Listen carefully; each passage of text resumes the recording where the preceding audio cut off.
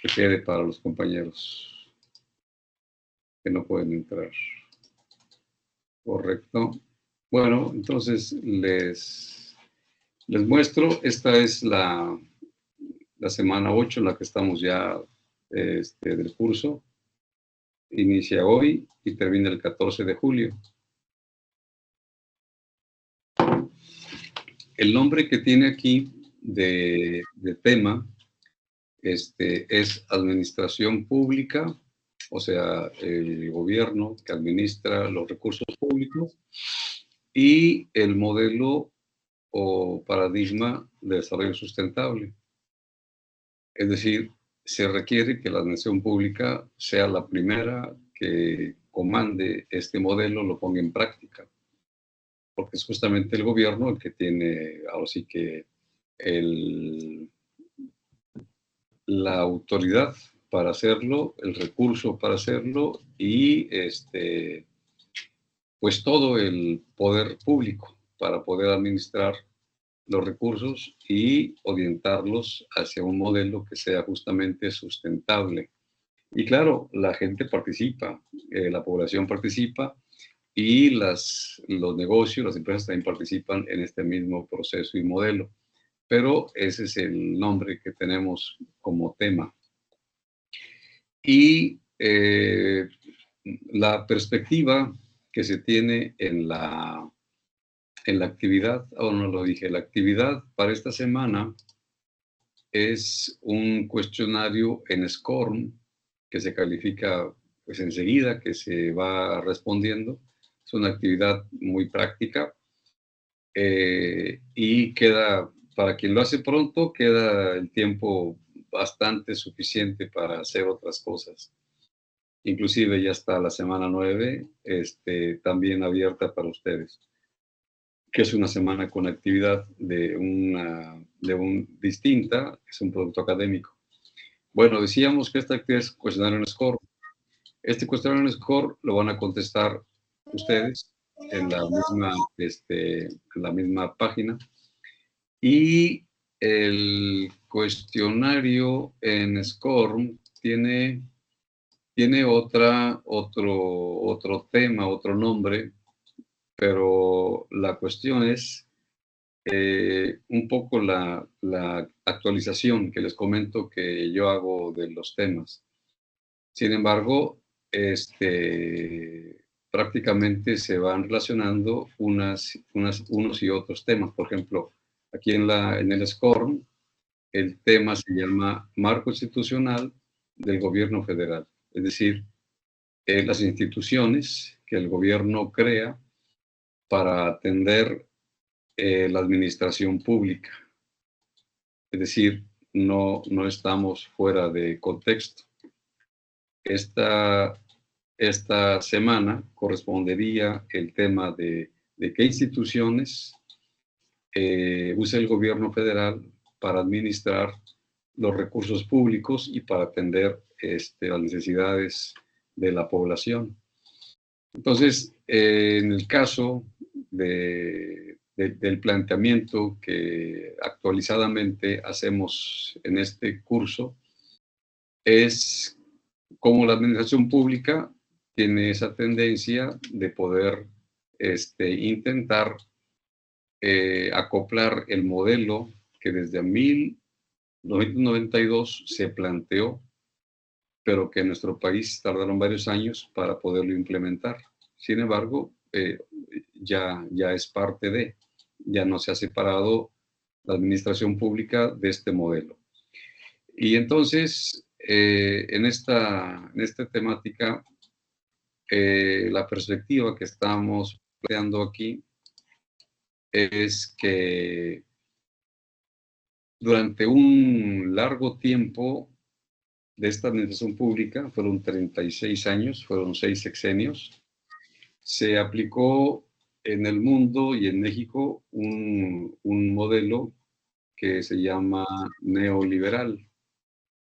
Ese modelo neoliberal fue un modelo que se planteó en el mundo, para que los gobiernos permitieran el acceso a las empresas transnacionales de los países poderosos y poder utilizar los recursos, poder hacer importaciones y exportaciones sin que hubiera un pago de impuestos. Hace muchos años, 1976 hacia atrás, en México sí había importaciones y exportaciones, pero todas tenían que pagarse un impuesto por esas mismas transacciones. Y durante el tiempo del neoliberalismo, lógicamente, como el tema lo dice, liberal es no tener un pago de impuestos por las transacciones económicas y de mercancías.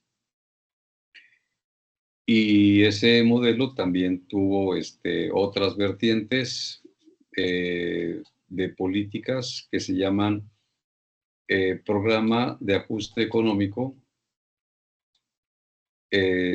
programas estructurales de ajuste económico. Y eso también impactó en los gobiernos de esos 6 sexenios, porque había ese compromiso de los gobiernos neoliberales, o sea, los gobiernos en México que fueron neoliberales, para cumplir con esas consignas, con esas definiciones, con esas premisas y con esas cuestiones de política de ajuste estructural económico del Banco Mundial. Y antes de esto, los planes que se ejecutaban en nuestro país eran planes nacionales de desarrollo. Es decir, se hacían obra pública, inversión pública, le llamaban gasto público, para servir a la nación, al pueblo, a la sociedad. Pero después cambió, con ese modelo neoliberal, eso cambió. Ya no hubo inversión pública, ya no hubo gasto público, ya no hubo obra pública, todo se dejó al mercado. Y eso fue un impacto a la administración pública y un impacto al pueblo, a la sociedad. Y con eso, y junto con eso, hay otro tema, aquí está mencionado, dice los efectos de la globalización en la industria y en el comercio nacional. Es decir, una vez que abres las fronteras al libre comercio, todas las empresas que tienen capacidad para traer productos y servicios, pues lo van a hacer. Y empresas que pueden instalar acá en nuestro país negocios e instalar industria, pues igual lo van a hacer y van a tener beneficios fiscales, beneficios de que el gobierno, claro, hablamos de una historia reciente. El gobierno no liberal, fueron 6 sexenios, esos gobiernos tuvieron favoritismo y tuvieron preferencia y por empresas extranjeras, les permitieron entrar. Los salarios que se pagaban durante esos 36 años fueron prácticamente bajos y muy poco aumentaron. Era más la inflación, era menos el aumento de salarios y eso beneficiaba a las empresas que eran maquiladoras, que eran productoras de bienes y servicios de exportación. Algunos trabajos pues sí estaban mejor pagados, pero en general la mano de obra general no, siempre estuvo muy mal pagada.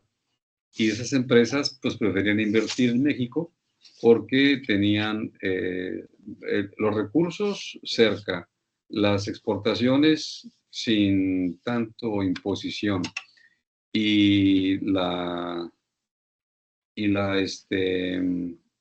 los salarios pues muy bajos comparado con los salarios que pagarían en sus propios países. Allá pagan por hora y acá se paga por día. Entonces es diferente. Así que les convenía mucho invertir en México a costa pues hay que decirlo así, una explotación al trabajador.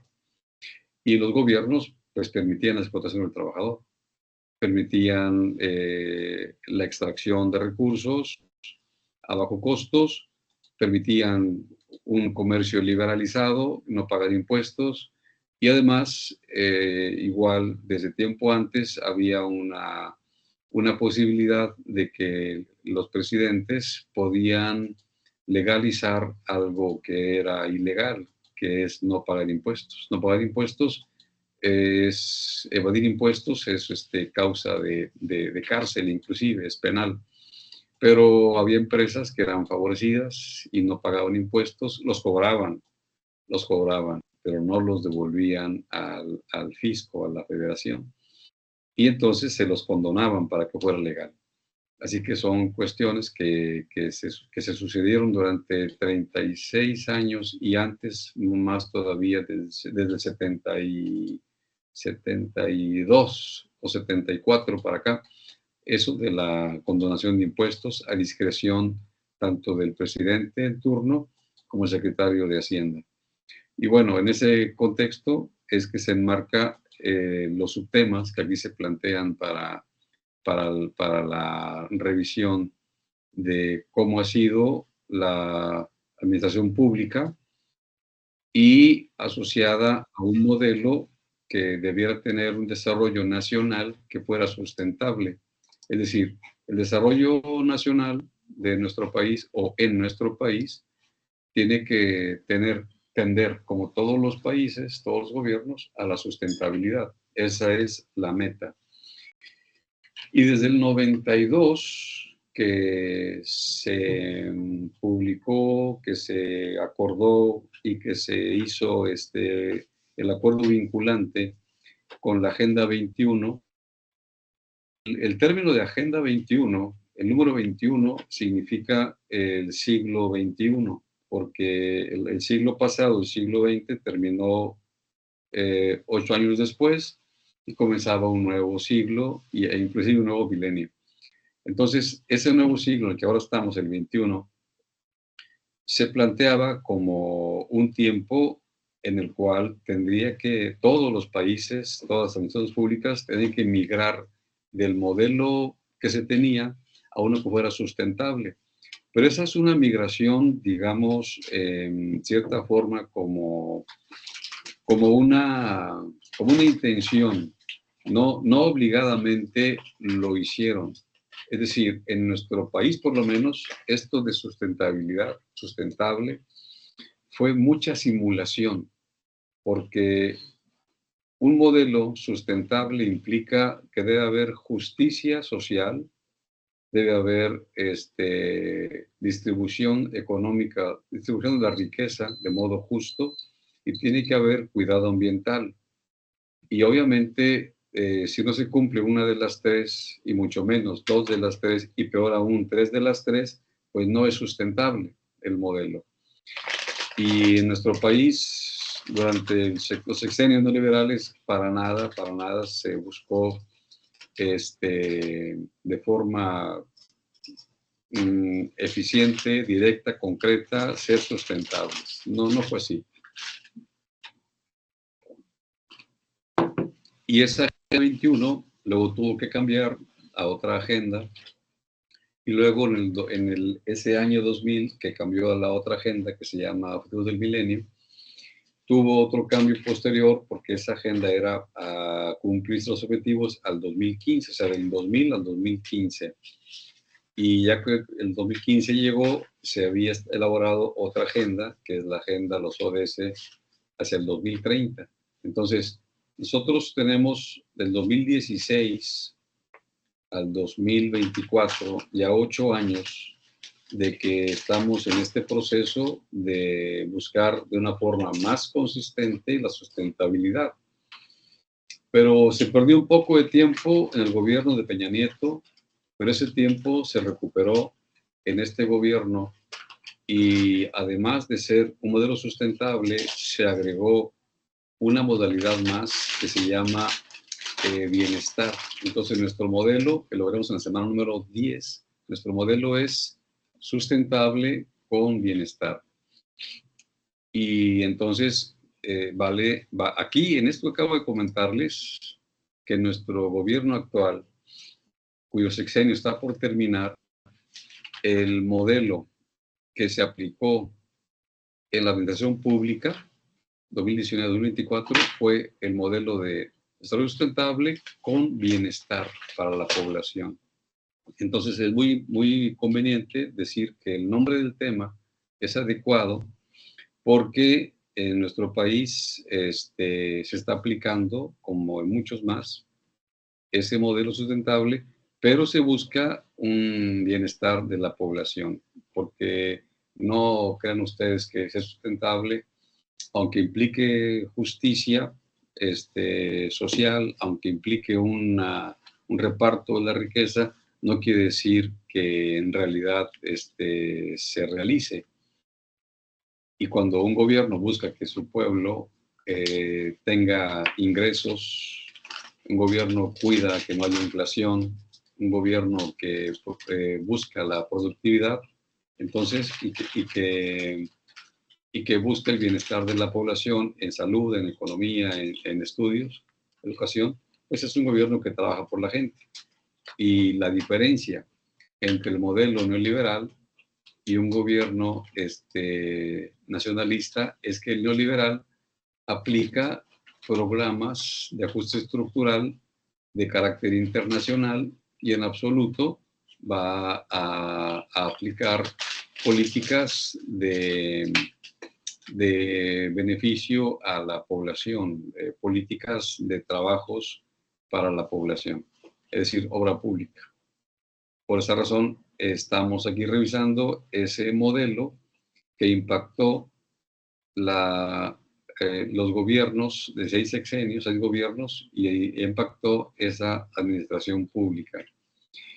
Y además a toda la industria y el comercio también nos afectó por la incorporación del modelo de globalización o globalismo, que junto con el financierismo del Banco Mundial y el Fondo Monetario Internacional se convirtieron en dos mecanismos de dominación. Y no solo dominación, también de hegemonía. Dominación por cuanto que los países poderosos lo que buscan es obtener recursos a bajo costo. Y hegemonía por cuanto que se aplica la dominación en muchos países. Entonces es dominación y hegemonía.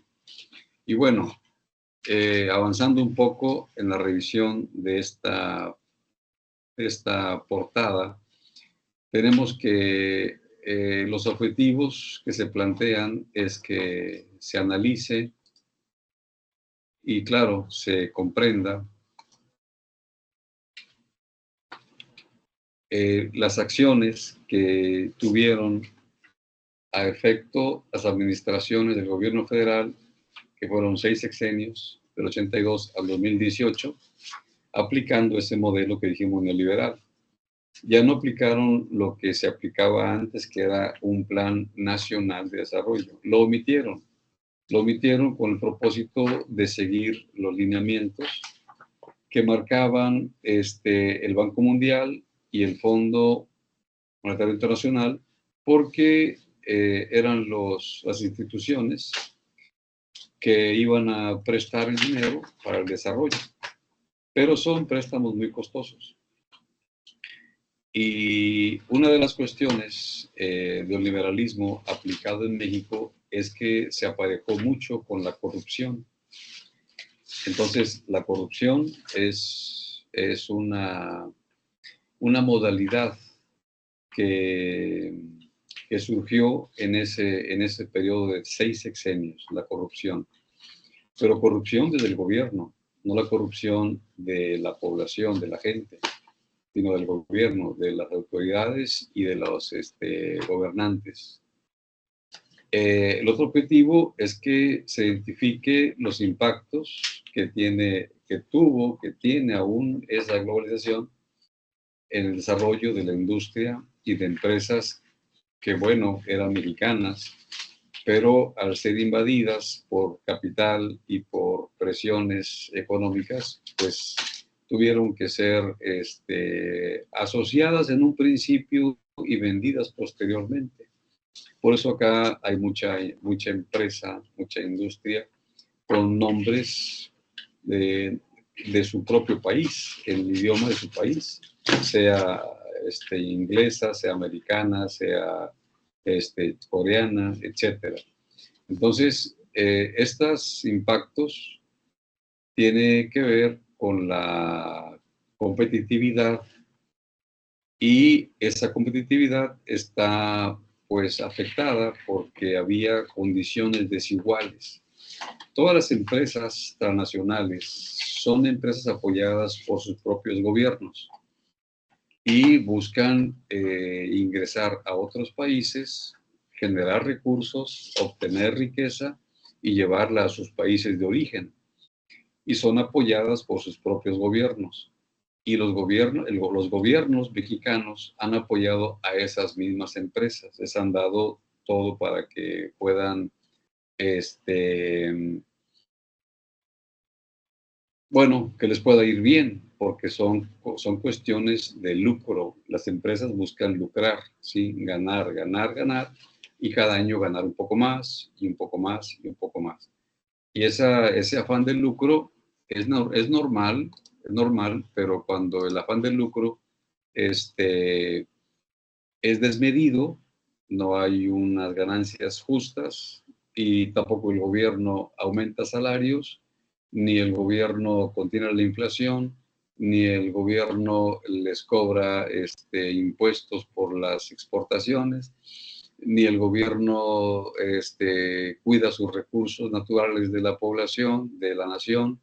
Si el gobierno da concesiones, pues todo es para contra de la nación, del pueblo. Entonces, antes de que llegara este modelo neoliberal, en nuestro país, del año 40 al año 70, hasta el 80 inclusive, había un gran crecimiento económico, había menos desigualdad, y, y desde luego lo que también había era mucho autoritarismo en los gobiernos, y eso era una cuestión que la gente no quería. Pero la economía estaba bien, estaba mejor de lo que estuvo después en 6 sexenios, en la cual entramos en crisis y en una decadencia, porque las autoridades, los gobiernos tuvieron ese propósito de, de enriquecerse, un nuevo grupo oligarca. ¿De qué manera? Bueno, lo que hicieron fue privatizar las empresas públicas, que era uno de los condicionantes del consenso de Washington que planteaba el gobierno de Estados Unidos. Así que de esa manera las desigualdades en la competitividad de las empresas se hizo cada vez más grande, al punto en el cual muchas empresas mexicanas se perdieron, y desde luego subsisten, pero son empresas que le trabajan a otras de mayor tamaño y que son extranjeras. Entonces, el abrirse a los extranjeros, dejándoles todo el mercado nacional, los recursos nacionales, es algo que tuvo un relativo beneficio para unos cuantos que estaban asociados con las autoridades políticas, los gobernantes. Pero la mayoría de la gente no tuvo ese beneficio. Y lo peor, como comentábamos, es la corrupción, porque la privatización es parte de la corrupción, pero no solamente privatizar lo público y quedarse las empresas, sino que después hubo una crisis económica y se quedaron esas empresas mexicanas que eran de la nación y se hicieron particulares. Y la deuda de esas empresas ahora privatizadas se tuvo que hacer social o pública. Es decir, primero se les entrega prácticamente a bajo costo las empresas públicas, se hacen privadas. Y después quiebran y viene el rescate del gobierno mexicano con recursos públicos a esas empresas. Entonces, se socializa la deuda y se privatizan las riquezas. Eso es una cosa que sucedió y es de lo más injusto. No puedes socializar la deuda y privatizar la riqueza y salvar a las empresas quebradas, que en un principio eran públicas, se hicieron privadas, quebraron y ahora hay que rescatarlas. Ese rescate se llama FOBAPROA y ese rescate ha significado un alto costo para el pueblo, porque es el pueblo el que paga esas deudas que se hacen públicas. Siendo privadas, se hicieron públicas. Se privatizan las empresas y se hacen públicas las deudas. ¿Qué gobiernos tuvimos tan nefastos porque no cuidan a su pueblo que supuestamente los eligió? Y bueno, ese es el tema concretamente. Ahora, continuando siempre la revisión del aula, ustedes cuentan con una presentación. Aquí está la presentación, ahorita se las muestro. Esta es la presentación. Esta presentación, pues, la podrán revisar por su cuenta y lo haremos parcialmente juntos. Ahorita lo vamos a revisar un poco. Y además de contar con esta presentación, también cuentan con un documento de lectura. Ahorita se los muestro. Este es el documento de lectura. Es descargable, ustedes lo pueden revisar. Entonces, en estos dos productos académicos, ustedes pueden revisar la información para que tengan ustedes más conocimiento, puesto que el conocimiento les va a ir dando la posibilidad de cumplir los objetivos. Desde luego está la sesión síncrona que estamos ahorita teniendo y va a quedar grabada. Y al final de y cuentan ustedes con el paquete SCORE. El paquete SCORE, ya lo habíamos comentado hace un momento. Este es el paquete SCORE. Y este paquete SCORE tiene al final de cuentas 5 preguntas. Las 5 preguntas tienen que ver con la información que está contenida dentro del paquete SCORE. Estas preguntas no las van a encontrar su respuesta en los documentos que yo les estoy compartiendo. No, para nada. En ningún documento de estos dos van a encontrar ustedes las respuestas a las preguntas. Esas respuestas están dentro del mismo paquete SCORE. Lo que yo les comento es que la perspectiva que estamos utilizando para revisar la información de la semana número 8, que es en la que estamos, es un poco distinta, pero partimos de prácticamente lo mismo, instituciones con que el gobierno cuenta para aplicar la administración pública y buscar la sustentabilidad. Concretamente, lo podemos decir ahora, puesto que en este sexenio, en este gobierno sí se hizo. Se contó con muchas secretarías de gobierno para atender las necesidades de la gente, del pueblo, utilizando recursos propios. Es decir, en los sexenios pasados se buscaba financiamiento externo.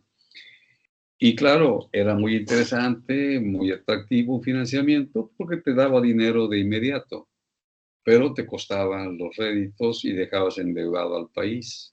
Desde luego, hay cierto monto permisible que el Congreso le daba al presidente en turno de cuánto podía endeudarse.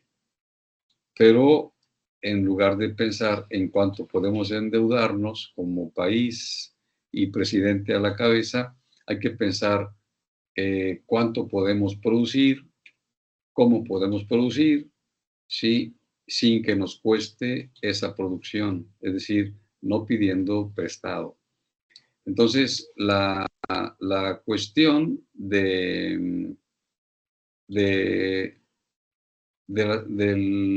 gobierno actual es trabajar con recursos propios, no endeudarse, y que el dinero del presupuesto público no se pierda, no se despilfarre, no se malgaste, no se lo robe nadie. Y eso es lo que se está buscando en este sexenio y ha sido todo un éxito. Y los anteriores gobiernos pues se preguntan, bueno, ¿y cómo le hace el presidente actual para, para tener el dinero que siempre se recauda vía impuestos y para hacer que alcance para todas las obras públicas? Y bueno, la respuesta que el presidente da es no permitiendo la corrupción, porque la corrupción es una forma de perder recursos. Y desde luego la corrupción también tiene mucho que ver con las aduanas. En las aduanas hay que pagar las importaciones y exportaciones y eso genera recursos. Como estaban acostumbrados al modelo neoliberal de que era permitido las exportaciones sin pagos, pues eso generaba una afectación al gobierno. Entonces, las instituciones del gobierno tienen que ser utilizadas para atender a la sustentabilidad. Estamos hablando de todas las instituciones de gobierno. Y desde luego, esas instituciones han tenido modificaciones conforme los sexenios y la administración va cambiando. Por ejemplo, aquí tenemos en esta diapositiva, déjenme mostrárselos un poco más. Ajá. La idea siguiente, la reestructuración de la administración pública implica que en cada sexenio, cada gobierno que entra, puede adecuar una secretaría, crear una secretaría, integrar 2, 3 secretarías o 2, 3 dependencias para buscar administrar de forma, digamos, lo mejor posible. Y ha habido cambios en las secretarías de nombre, ha habido cambios este, de instituciones, creación de instituciones. Ha habido todo un progreso institucional en México, eso no cabe duda.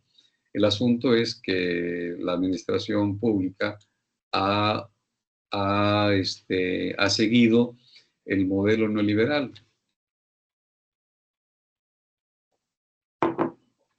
Y ese modelo en nuestro país tuvo una connotación, que ya lo comenté, que es la corrupción. Y junto con la corrupción, pues la impunidad, porque ¿quién iba a pagar toda la corrupción? Nadie. ¿Quién iba a ser castigado? Nadie iba a ser castigado. Entonces, corrupción e impunidad iban de la mano. Y esa era parte de la autoridad, de la administración pública, de los gobiernos.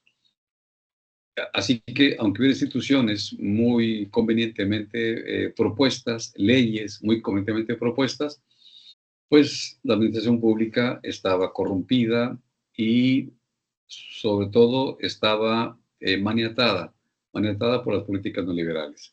Así que los posibles progresos que se pudieran considerar tener quedaban realmente sin consecuencia. Aunque aquí, por ejemplo, se habla de avances de programas sectoriales, porque esta es una información que se presentó en la cumbre del 2002. Esta información, desde luego que tiene algunas cosas de interés, pero comentábamos, la sustentabilidad en esos años aún no tenía una aplicación práctica porque no se había aplicado, no se había realizado al interior de nuestro país una adecuación de la Agenda 21. Estábamos atrasados. La Agenda 21 se hizo nacional, como en cada país se hizo, aquí se hizo nacional hasta el 2004. Entonces se llevó estos resultados, estos avances a la cumbre del 2002 en Johannesburgo, Sudáfrica, pero no había habido todavía en nuestro país una agenda de sustentabilidad sino hasta el 2004. Entonces había un atraso, ya había sido la del 92, iba a ser la del 2002 y no había aún en nuestro país una agenda propia de sustentabilidad. Y bueno, los avances son de alguna forma logros del gobierno, pero no quiere decir que esos logros hayan pasado a ser un éxito, un beneficio para la población. No, estábamos muy lejos de eso, porque para empezar el gobierno del que estamos hablando, aludiendo al gobierno de Fox, fue un gobierno de puros eufemismos, es decir, se hablaba de un gobierno del cambio cuando no hicieron exactamente más que cambiar de PRI a PAN, pero fueron lo mismo, hicieron exactamente lo mismo. Inclusive yo puedo decirlo porque pues fui parte de ese, o sea, me tocó vivir en ese tiempo, claro, aquí en este país, y puedo decir que en ese periodo de gobierno, lo que hicieron fue legalizar el saqueo. Los panistas fueron mucho más allá.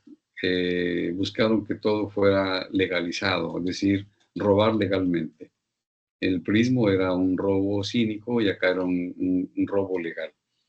Entonces, no hablamos de una cuestión realmente de avances y de sustentabilidad y de progreso de la gente. Y aunque se pueda pensar que hay un progreso, mientras no haya una justicia social, ese progreso es un retroceso. Es decir, el supuesto progreso se convirtió en retrocesos porque no se hizo justicia social. Aunque hubo también otros avances de tipo legislativo, porque igual la Constitución se puede modificar, la modificaron muchísimo los gobiernos liberales, pero la modificaron para beneficio de unos cuantos. Y estos avances que aquí se mencionan, aunque son para muchos, en realidad fueron básicamente lo que se denomina letra muerta, porque aunque se establezca esta adecuación al artículo 4 de que todos tienen derecho a un medio ambiente adecuado para su salud y bienestar, no se aplicó en realidad, no se aplicó. Y tampoco el artículo 25 que dice corresponde al Estado la rectoría de desarrollo nacional, tampoco. ¿Por qué? Porque el Estado desde el 82 al 18 no tuvo rectoría, ¿sí? Porque aplicaron los programas de ajuste estructural que el Banco Mundial estaba determinando que se hicieran, ¿sí? Vamos a verlo aquí. Vamos a verlo aquí.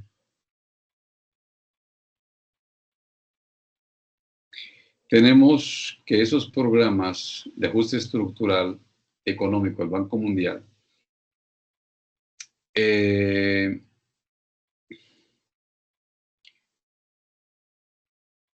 pretendían vender la idea de que con los préstamos que se pudieran hacer iban a llevar a los países a un desarrollo sustentable, pero básicamente fueron declaraciones conceptuales porque el Banco Mundial lo que hizo fue instrumentar y coordinar el programa de ajuste estructural en muchos países a los que denominaron emergentes.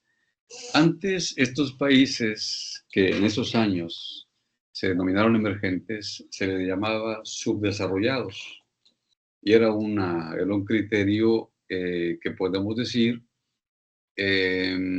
como peyorativo, como algo ofensivo ser un país subdesarrollado, ¿sí? Y entonces los elementos para instrumentar esta serie de programas era los siguientes. Aquí están. Una promoción del crecimiento de ese país, y nótese, crecimiento siempre es aumento de riqueza empresarial, siempre, siempre. No es un crecimiento de un país, no. Es un crecimiento de quienes invierten en industria y en comercio. Entonces, promover el crecimiento de modo que se oriente hacia afuera. Ese afuera es fuera de México y ese afuera es Estados Unidos, es Inglaterra, es Francia. Entonces, dependiendo de cada país que era dominado, sería la nación beneficiaria. Alemania, Francia, Inglaterra, España, digo, Estados Unidos, Estados Unidos. Entonces, ese crecimiento orientado hacia afuera implica que todos los recursos que se usan en el país para generar riqueza, para generar empleo mal pagado, explotado, eran llevados hacia el exterior. Llámese cualquier país que invierta. Y el segundo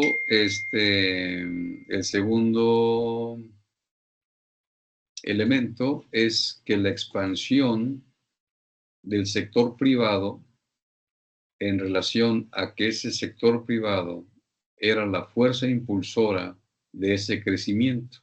Es decir, ya no el gobierno, ya no inversión en obra pública, ya no. Eso se canceló cuando el Banco Mundial decidió establecer préstamos para que los países entraran a un desarrollo sustentable, pero son puras eufemismos, puras falsedades que se convierten, que son verdades a medias, que son mentiras completas. Entonces, esa cuestión de que el sector privado, no es que es un sector privado nacional, no, no, porque ese sector privado nacional no existía como tal. Recuerden que las empresas públicas eran muy importantes en nuestro país, eran las productoras de la riqueza y se distribuía la riqueza en el país porque eran públicas. Pero los neoliberales aprovecharon una serie de mandatos que te vamos a revisar, aprovecharon para hacer privadas las empresas públicas.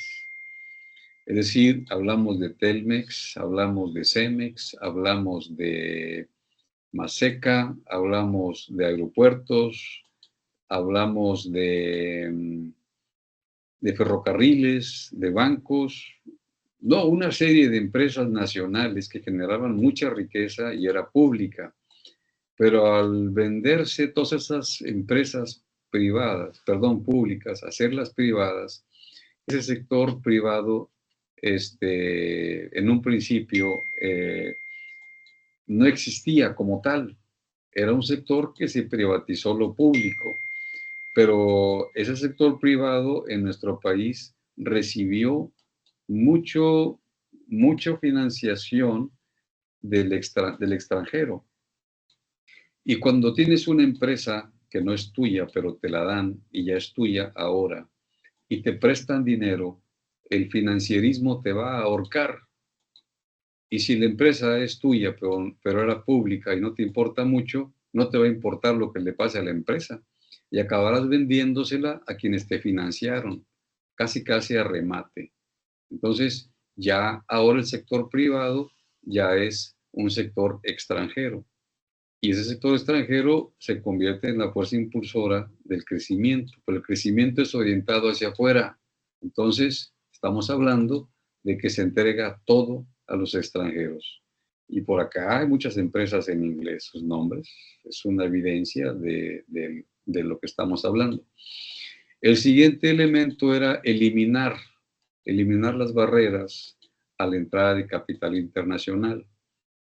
Eso significó que llegara mucho dinero, pero no fue aplicado en empresas, no fue aplicado en desarrollo. Fue un capital que se orientó básicamente a lo que se llama la Bolsa Mexicana de Valores, es decir, cotizar en la bolsa, ganar dinero de dinero, no ganar dinero de una empresa que promueve una actividad, sino ganar dinero de dinero.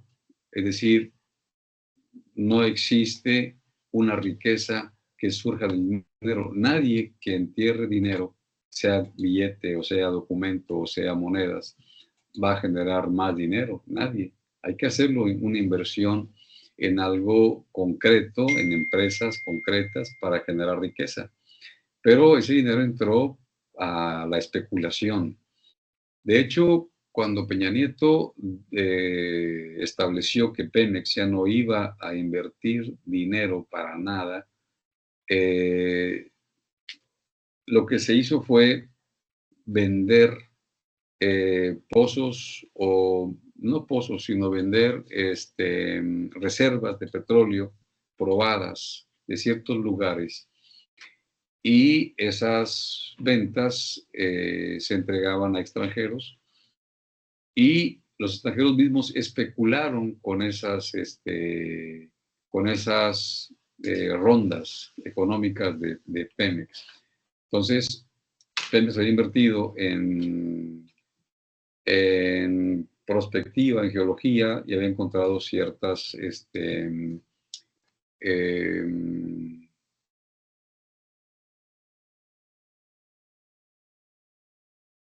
reservas de petróleo. Y bueno, especularon con esas, vendieron esos bonos y se hicieron de dinero, pero no hicieron nada, no han explotado el petróleo. Hay una empresa que lo ha explotado, pero muy apenas genera un poco de extracción del petróleo. No, nada importante. Es mucho más lo que Pemex tiene a su cargo, porque se recuperó esa autonomía y soberanía del petróleo mexicano. Y otro, aquí está la disminución del papel económico del Estado, o sea, va junto con lo mismo, que el Estado ya no participe en la inversión pública, que el Estado ya no tenga empresas públicas.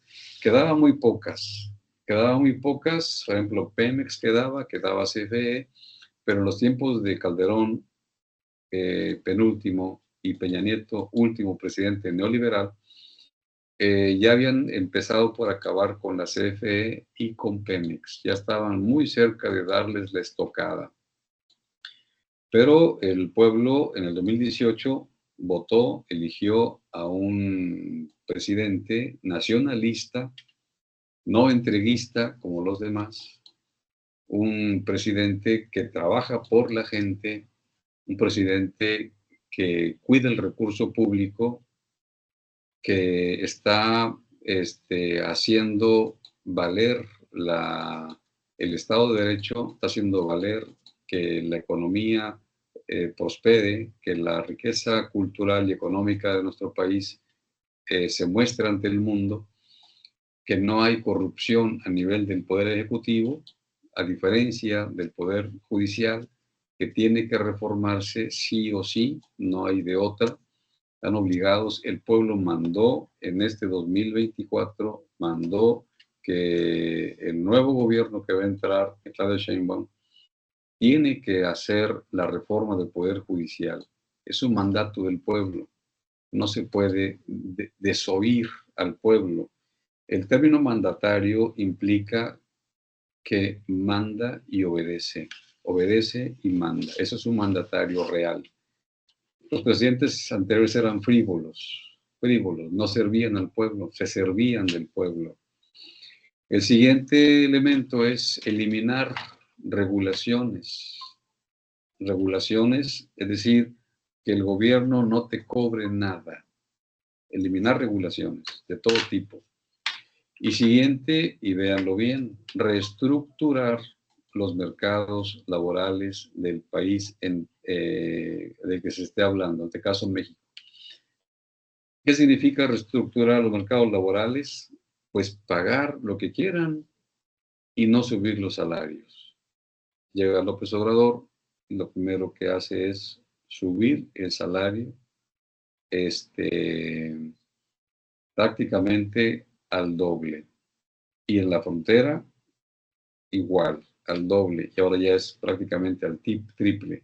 Ha habido aumentos en los salarios, que nunca se aumentaron por la idea de que se iba a aumentar la inflación. No. La inflación no depende de que aumente salarios. La inflación depende de que no aumentes los energéticos.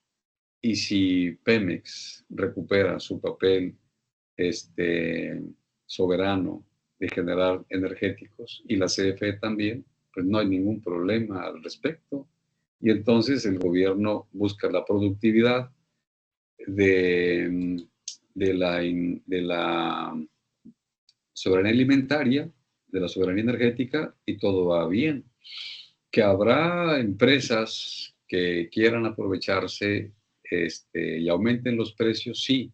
Ese es aumento de precios, no es inflación, es distinto. Y siempre va a haber gente que a río revuelto quiera hacer ganancia de pescadores.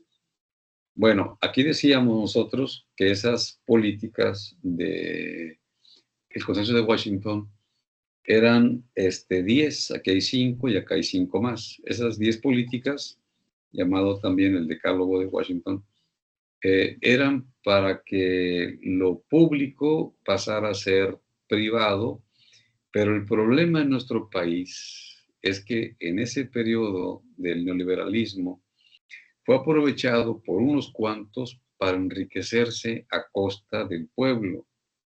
Y entonces se generaron nuevos ricos en el país.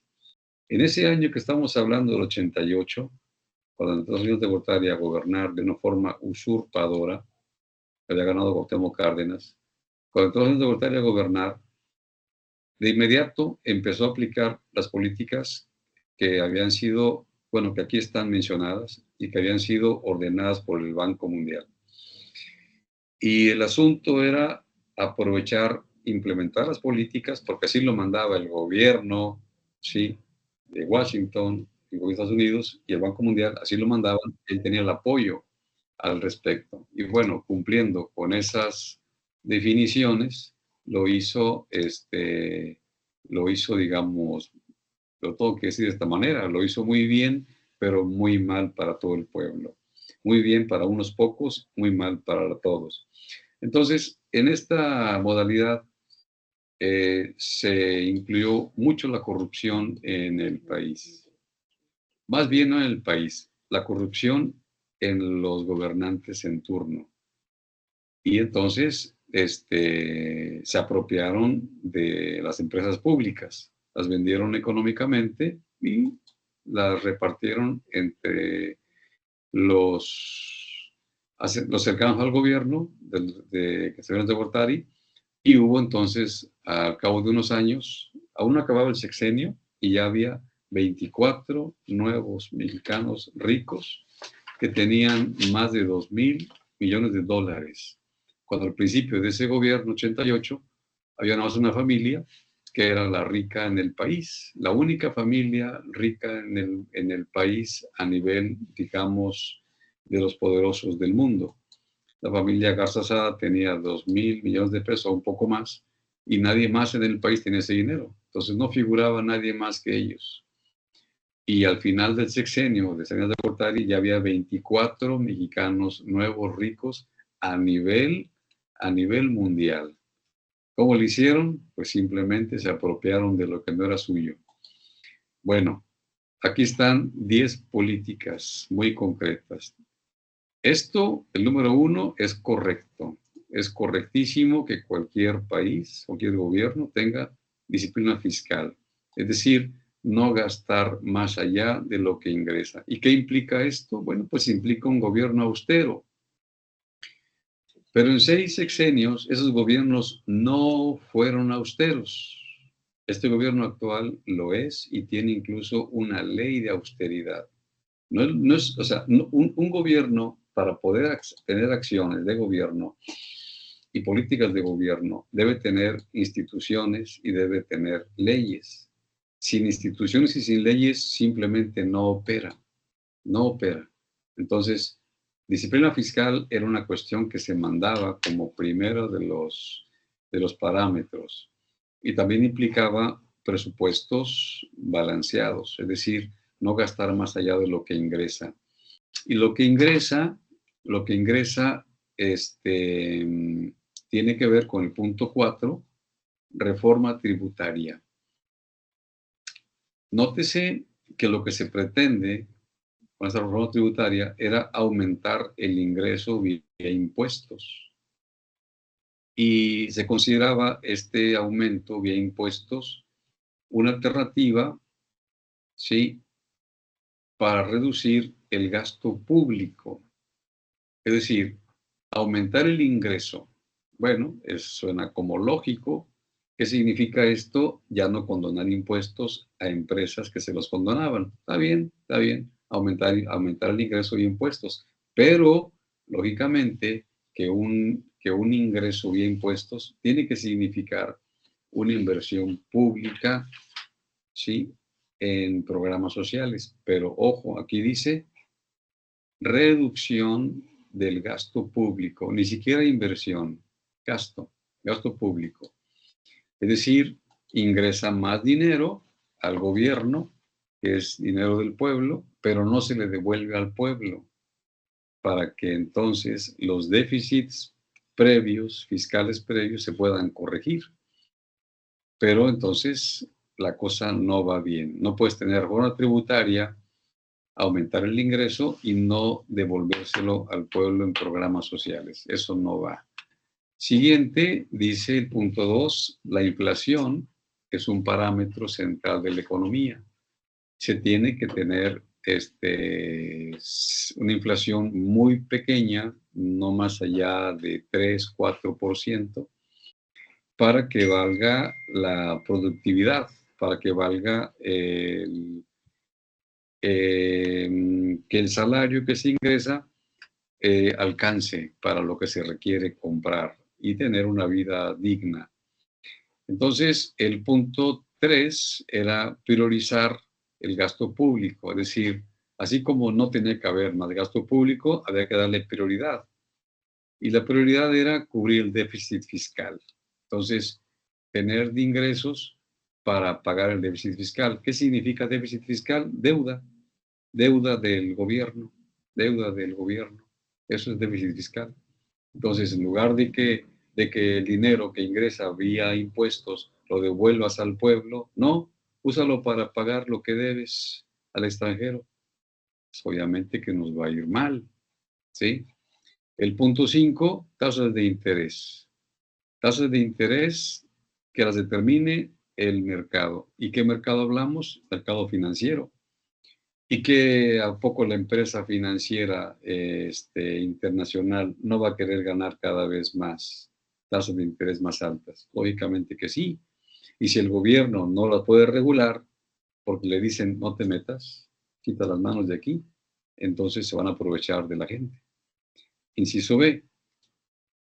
Necesidad de tasas de interés real positivas para incentivar el ahorro y desalentar fuga de capitales. Esto es eufemismo al más alto nivel.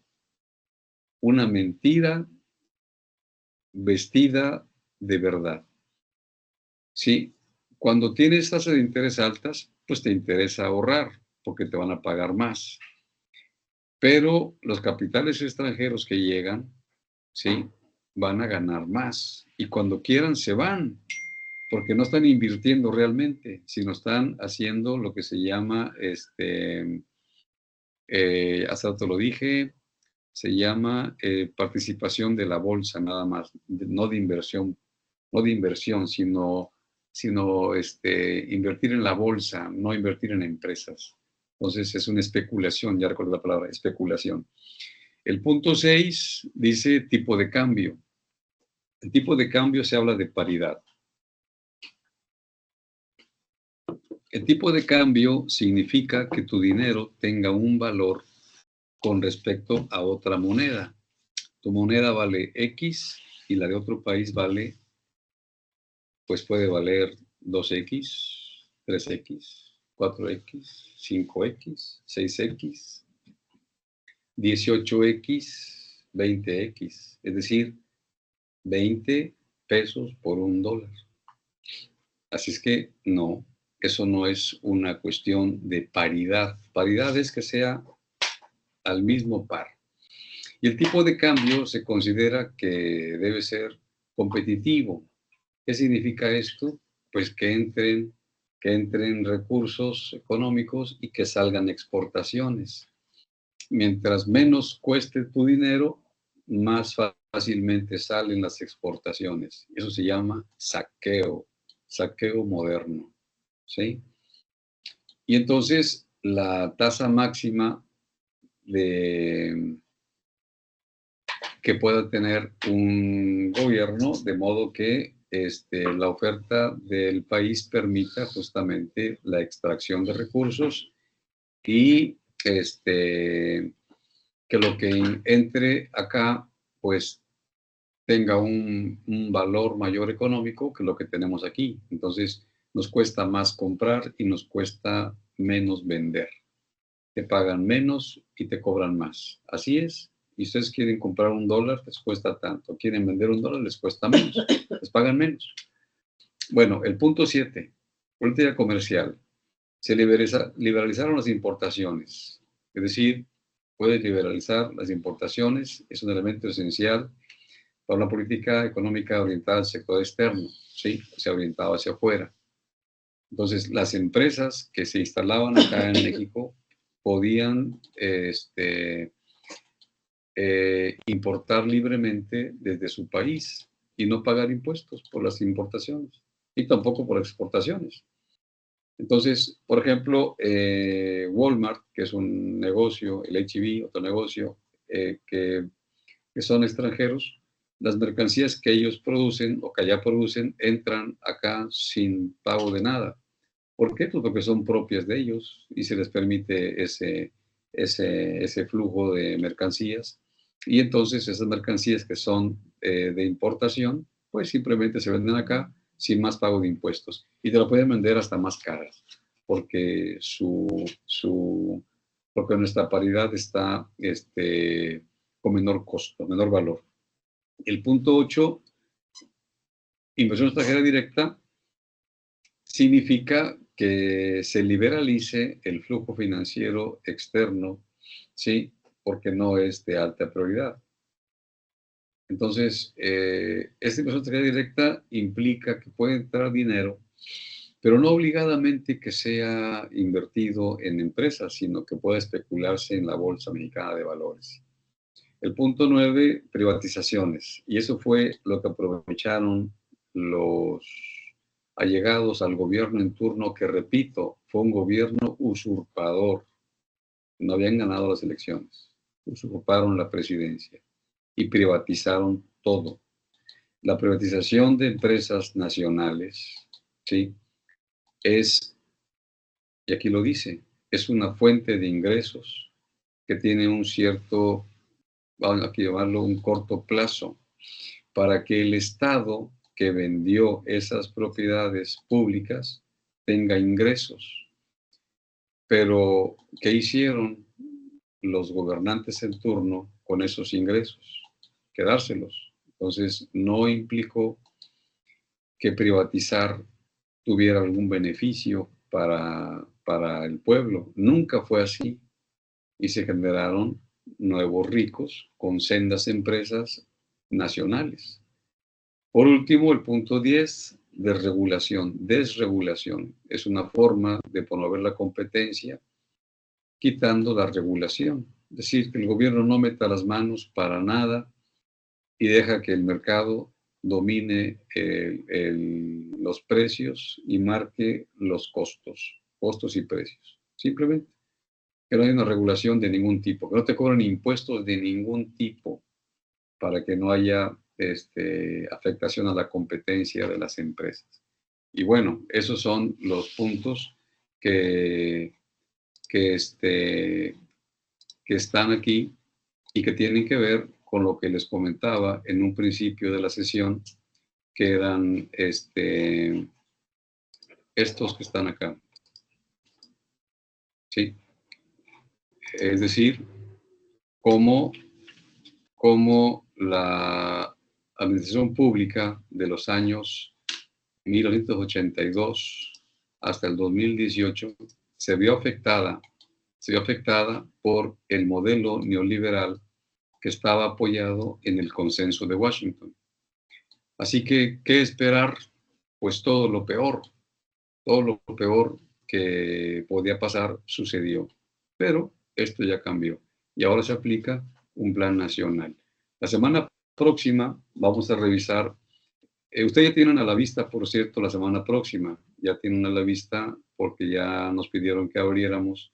La semana próxima se llama Los modelos de salud sustentable que se han integrado de una forma internacional. Es decir, Naciones Unidas, que es un organismo que necesita de cada país, trabaja cada país en Naciones Unidas, y han hecho modelos que tienen que ver con la búsqueda de esa sustentabilidad. Y esos modelos han sido 3, los veremos la próxima semana. Y en la semana número 10, que aún no se abre para ustedes, en la semana 10 lo que se va a revisar es cómo México se ha integrado a este modelo, ¿sí? Desde cuándo empezó a integrarse y cómo ha avanzado. Y en la semana 11 vamos a revisar concretamente el modelo nuevo que es desarrollo sustentable con bienestar. Es el modelo nuestro, el modelo nuevo. Bueno, no es que sea nuevo, pero es nuestro. Y no es solamente nuestro, porque en el mundo ya estaba el bienestar, ya estaba. Pero en México se recuperó otra vez ese modelo. Entonces, eso lo veremos en la semana 11. Y queda hasta aquí nuestra revisión.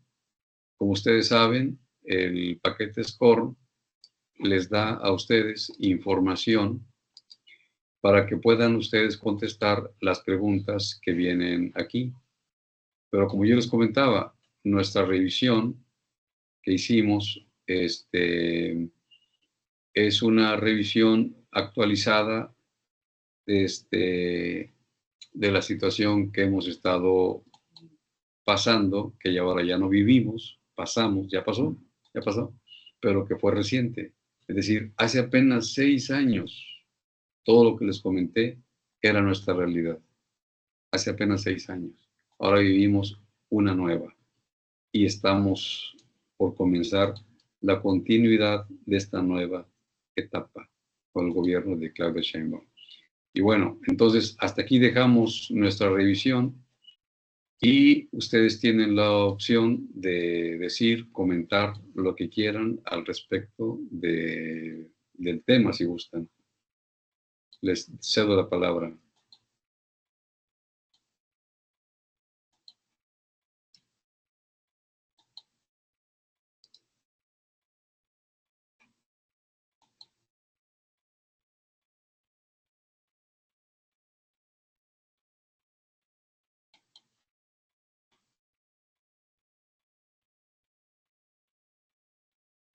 Bueno, si no tienen comentarios o preguntas, entonces cerramos nuestra sesión y nos veríamos el próximo lunes a las 7 de la tarde-noche. Gracias, maestro. Al contrario. Muchas gracias, maestro. Sí, para servirles. Gracias, maestro. Gracias, maestro. Muy bien todos. Gracias.